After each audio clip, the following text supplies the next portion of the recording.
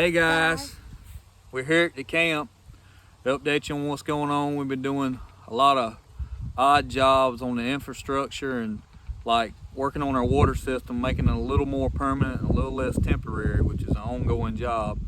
And then the boys, they've worked on a door on a storage building, which was the only building I guess you could call left standing on the property, even though it's barely standing. But they fixed it up by putting a new door on it, secured, so we could get some use out of it. And on the vampire barn, we've finished all the red metal on the outside, and we've moved into the inside in the meantime while we're waiting on a good time to build the storm shelter and the back stoop on it. But we moved to the inside, and we've started plumbing and electrical, and soon we'll be finished with that hopefully, and then we can move on to insulating. And we've already purchased some of the wall board that we're going to put up so we can start getting it ready for volunteers to come in by the spring, and then we can move on with our small groups of volunteers and start clearing later this fall and this winter. We can start clearing the spots for the cabins down in the bottom back there where we had all the storm damage and trees are down.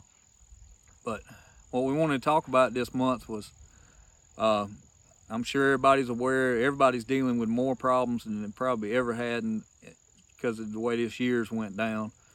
And the way I look at things is the problems I have are God's problems. They're good problems. And I call them good problems because they're God's problems. Because if I hand everything over to God, and me and him carry them together, and if God's carrying the load for me, there's nothing I can't go through with him. He may not give me the outcome that I'm looking for, but he never gives me more than I can handle through him. So just need to keep that in mind, and we need to lift one another up, our brothers and sisters and our neighbors. We just need to, we see them struggling, we need to give them a hand. If it's nothing more than saying a prayer for them, we just need to, as the body of Christ, we just need to help one another. I know that's what keeps me going. God using other people, that's how he carries that for me a lot of times. And like the other day, I was uptown about an hour away looking for some material that was hard to find, and I got lazy. I quit putting my propane tank that I was hauling around in the cab of the truck, and somebody stole it at my last stop. And it kind of irritated me, and on the way home I called home to vent, and Eli answered the phone instead of Charlie. And he said, "Well, Dad, how's your day going?" And I said, "Well, it's actually been pretty good, other than somebody stole my propane tank."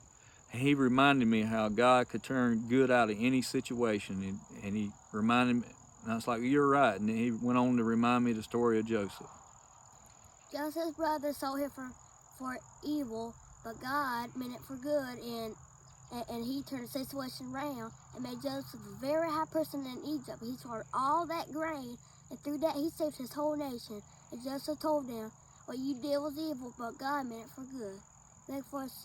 Thank you for supporting us. I love you, and I'll see you next time.